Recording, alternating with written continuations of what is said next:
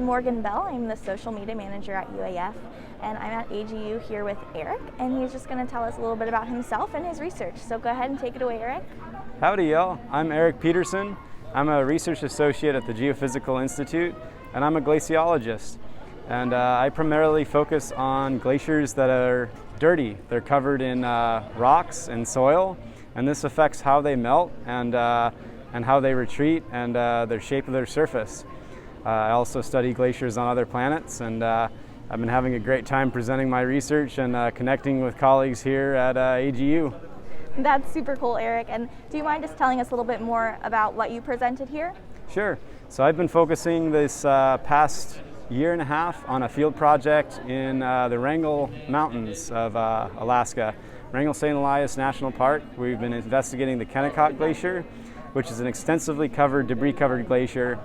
And we've been measuring ice melt and the temperature of the debris and weather conditions. And what I presented here is an analysis of those rocks on top of the surface and how moisture that's wicked through them and air that moves through them actually has a significant heat exchange with those rocks and helps to reduce the ice melt that we see underneath that debris. That's really awesome. And you were mentioning that there is this sort of idea of rivers running through the glacier and how it kind of moves like a dune. Do you mind explaining that? That was really cool. Oh yeah, sure.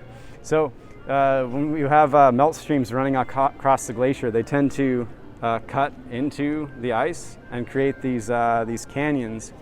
And the interesting thing with these debris-covered glaciers is the walls of these canyons often turn into ice cliffs, which turn into melt hotspots. In general, when you have thick debris on the glacier, it reduces ice melt. But when you have this ice cliff, it basically sweeps across the landscape like a dune. You can think of the glaciers losing its ice like a typewriter rather than just top down, which is what happens with a clean glacier. Alaska has many debris-covered glaciers, and so that's why we're interested in this particular study, because they affect people in these small communities, their freshwater sources, and salmon fisheries. Yeah, absolutely. And you said one of the things you're going to look at is comparing the clean glaciers to the dirty glaciers, right? Yep. That's really cool. Was there anything about your research that you found particularly interesting, maybe unexpected? Well, I guess it's always unexpected what you find.